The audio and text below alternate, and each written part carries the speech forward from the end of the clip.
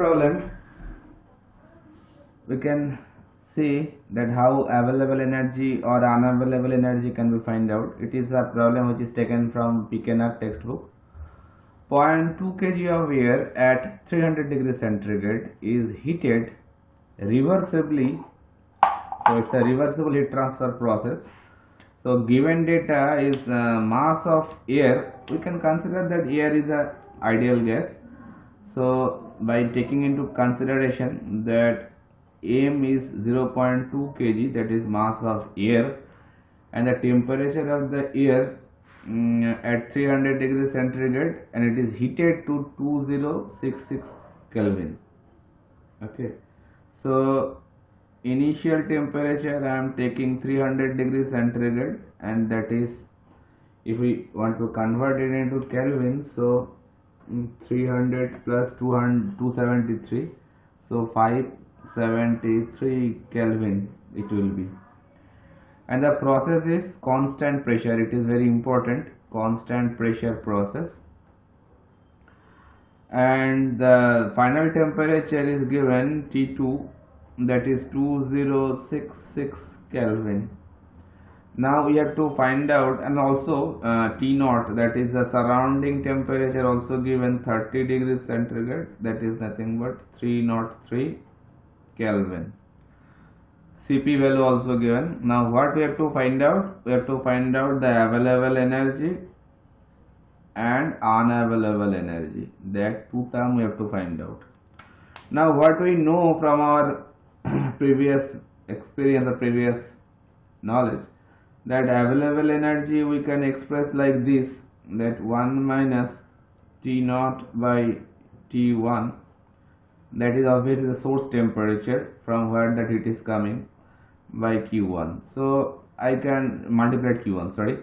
So that expression can be written in this format also, Q1 and T0 is taken separately, so Q1 by T1, and Q1 by T1 is nothing but change in entropy, del S.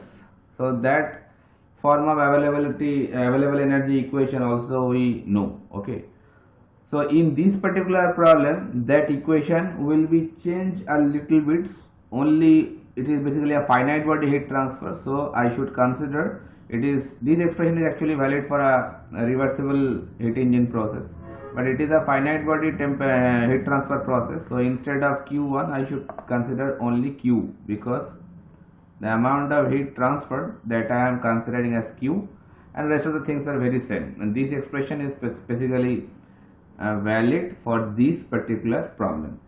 Understood? So here change of entropy expressed by del S, and this del S in this process, that is for a constant pressure process, because the process is given constant pressure.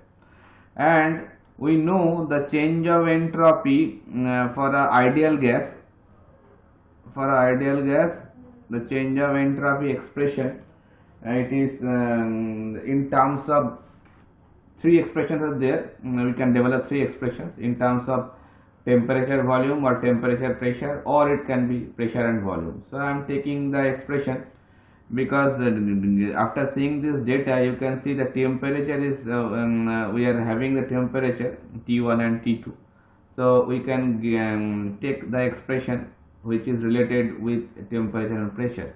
So expression is look like mCp ln T2 by T1 minus mR ln P2 by P1. Now in this problem it is a constant pressure process, so while the pressure is remaining constant, that is the isobaric process, then the expression this P2 by P1 will be cancelled. So here the final expression for this constant pressure process, that will be mCp ln T2 by T1. This part will be remain there, and this part will be remain cancelled while the process is a constant pressure process. From there, if we put the values, m equals to 0.2, Cp 1.0047, and ln of T2 by T1, that is the final temperature to initial temperature, final temperature 2066 Kelvin, and initial temperature is 573 Kelvin. So from there you can get the value of change in entropy. So if you do calculation of this particular part, you can get the value. I can do it here, that ln of 2066 by 573 into 1.0047 into 0.2, and it is giving you 0.2577 kilojoule per kg Kelvin. So that is the value of change in entropy in this particular expression. This is this one, and T naught is also available for us, 303. Now we have to find out the value of Q. How you can get the value of Q? That what is the amount of heat transferred, or in this process what is the amount of heat added to raise the temperature. That can be find out very easily, and that is a very well known formula for us. Q can be find out by M. It is a constant pressure process, so mCp into dt, change in temperature. So M is given 0.2 kg, Cp is given 1.0047, and the change in temperature, obviously the 2066 minus 573, that is the change in temperature. So that is the amount of total heat you can transfer. If amount of heat it is going to be transferred, if you find it, it will be 300 kilojoule. So that is the amount of total heat you can transfer from if you want to raise the temperature from 573 to 2066 Kelvin. Okay, that is the maximum heat you can transfer. But obviously due to some amount of losses, that amount of heat cannot be transferred.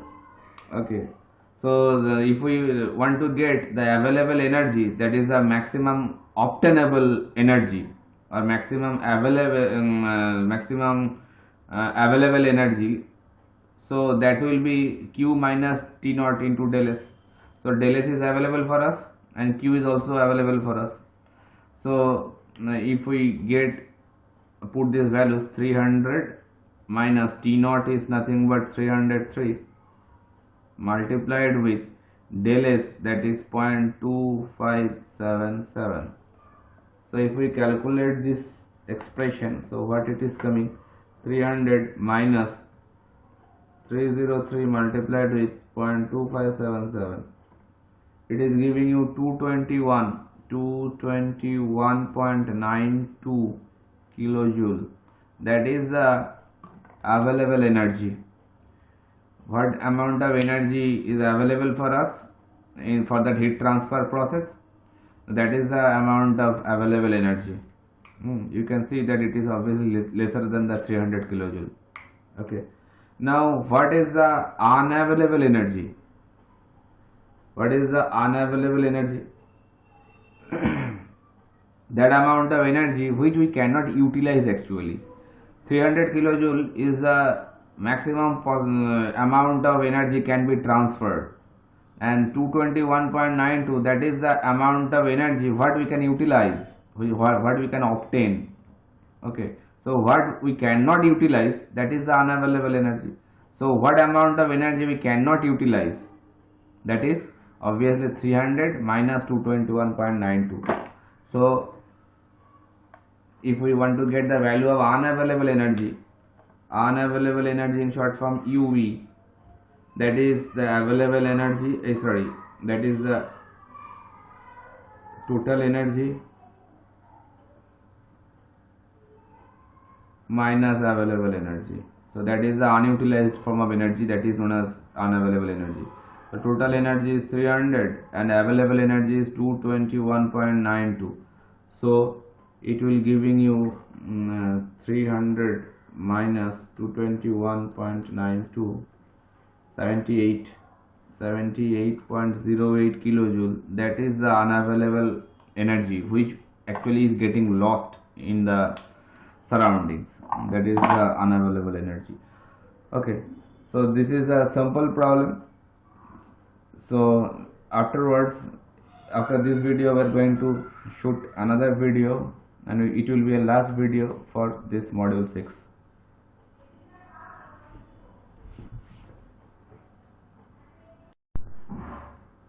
Now this is a problem which is dealing with mixing two substances.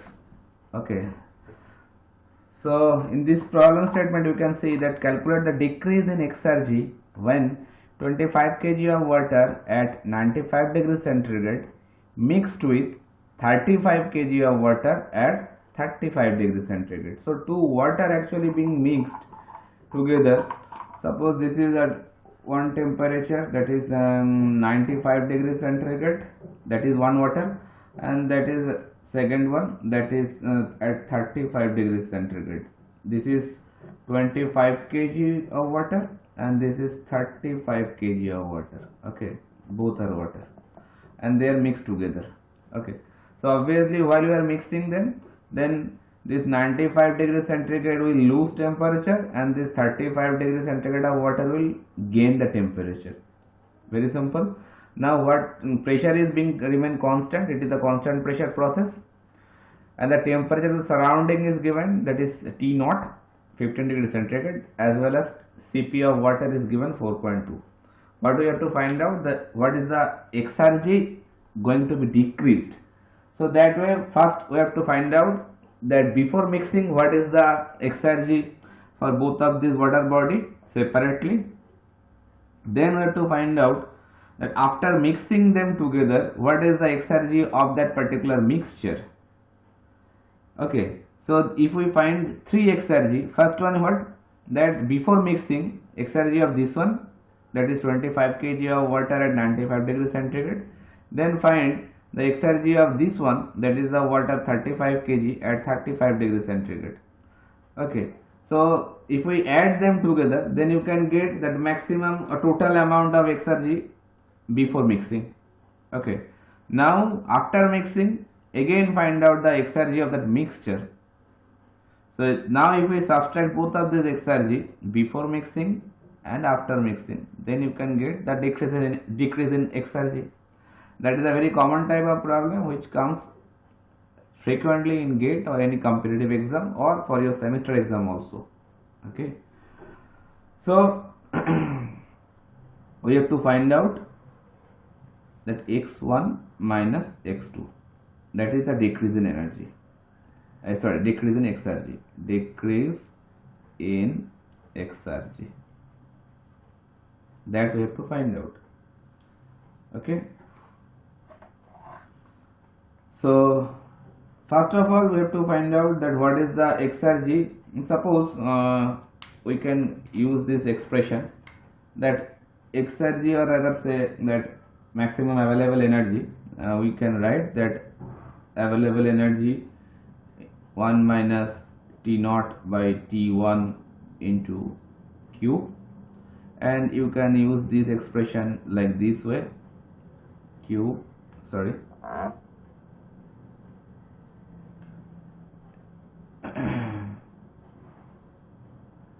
if we T0 separate, so that will be the change in entropy, because Q by T, that is nothing but the change in entropy.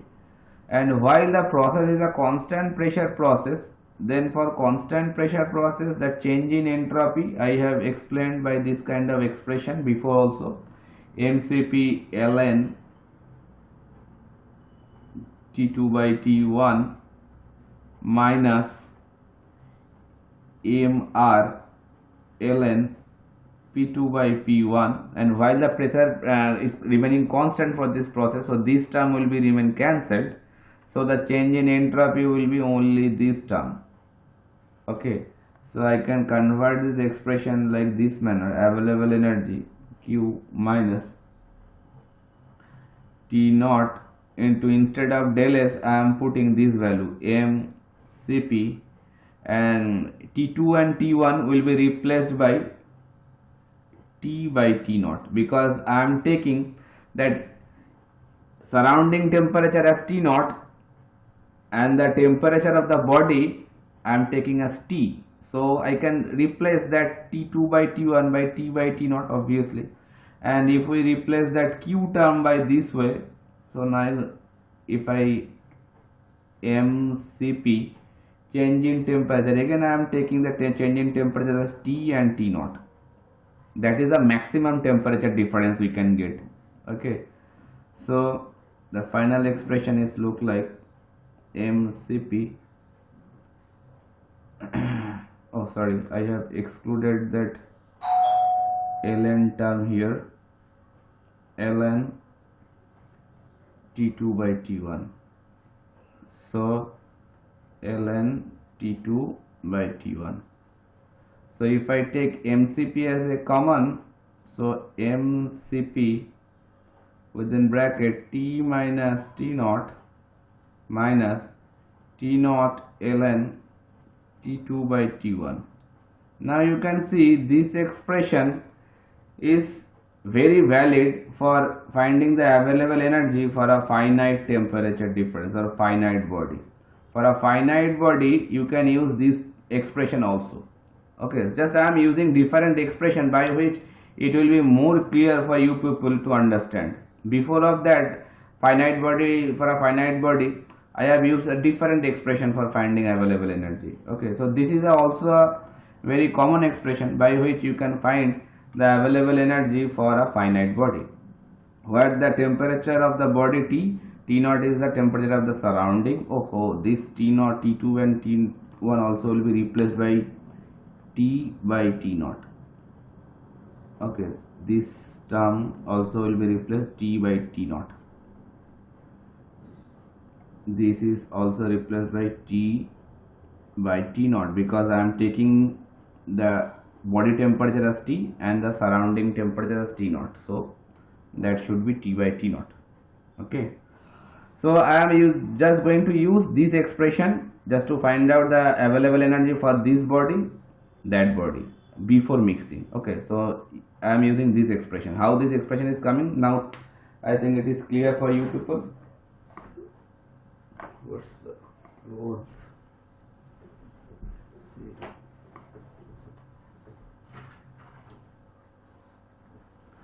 Okay, now I am going to wipe this side part and going to solve this problem. Okay, so first try to find out the equilibrium temperature, or rather say first try to find out the available energy for this body before mixing. That I am writing by x1. Okay, so I will write that x minus x2, not x2, x by x prime I will notify. So x is the available energy before mixing, that is the total available energy. Total available energy is nothing but I will express by x1 plus x2. That x1 it is coming here. For this body, what is the available energy? Same expression what I am writing before, that expression I am going to use, mcp T minus T naught minus T naught into ln T by T naught. This expression I am going to use over here. Okay, so just put m value 25 kg, cp value 4.2, T value just like 95 degrees centigrade. T value is 95 degrees centigrade. Just before putting this centigrade values, convert them into Kelvin. So 95 degree plus 273, it will be 368 Kelvin. This is 368 Kelvin, and T naught will be 15 degree. So 273 plus 15, that is 288 Kelvin. Just put all these values over there. M value is given 0.25 kg and Cp value is given 4.2.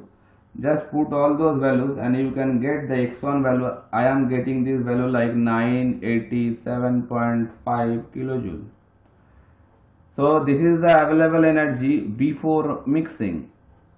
Before mixing for 25 kg water body. Similarly, you can find the x2 expression using the same kind of relationship.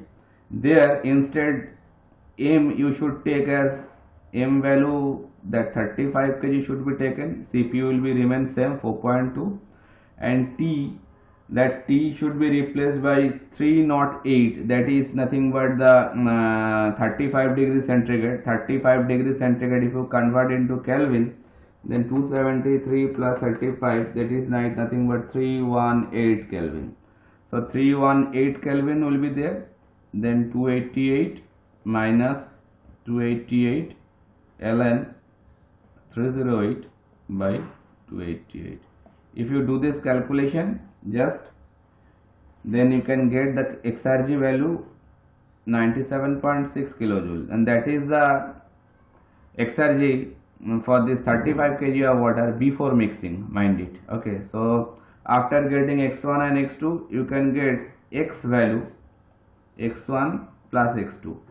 What does this giving? That is giving total XRG before mixing. Got it? So that value will be this one and that one. If you add them together, so it is giving 1085.1 kilojoules. So afterwards, I have to find out the available energy after mixing. Then I am wiping out this part. Then after mixing, first what we have to find out? We have to find out the equilibrium temperature before mixing and after mixing. So I can write that heat released by 25 kg water, it will release some water heat, and heat gained by 35 kg water. So if we calculate this mCp dt, that is 25 into 4.2, 95 minus Tf. Suppose I am taking Tf as equilibrium temperature. So in case of this one 35, 4.2, obviously Tf minus 35 should be there. So that way you can get the Tf value. I am getting it like 60 degrees centigrade. So that will be the equilibrium temperature while you are mixing these two bodies. Okay. Now what we have to do? We have to again calculate the XRG for that particular after mixing body. So again I have to use the same relationship whatever I have just used, that is expressed by x prime, that is the available energy after mixing. Okay, mind it. So the expression will be same, mCp within bracket T minus T naught ln T by T naught, that same expression. Here that T will be 60 degrees centigrade, this T will be 60, instead of 60 degrees centigrade converted into Kelvin, which will be better. So it will be 333 Kelvin, and T naught is very same, that is 273 plus 15, so 288 Kelvin. Okay, and this is 333 Kelvin. M is, what will be the M value? Obviously 25 plus 35 kg, that is the 60 kg will be M value. Cp value is very same, 4.2. So just put all those values. From there you can get the x prime value. X prime value means the XRG after mixing both of these water body. So I am getting that x prime value, it's 803.27 kilojoule. That is this x prime value. That is the XRG after mixing both of these water body. Okay, so I can write here also, that is the XRG after mixing. So before mixing we got one value, that is x1 plus x2, and after mixing we got the value x prime, that is 803.27. So what will be the amount of XRG loss, or rather say XRG decreased? Okay, so that will be that x minus x prime, and x we have got 1085.1 and x prime is 803.27. So from there I am getting 281.83 kilojoule.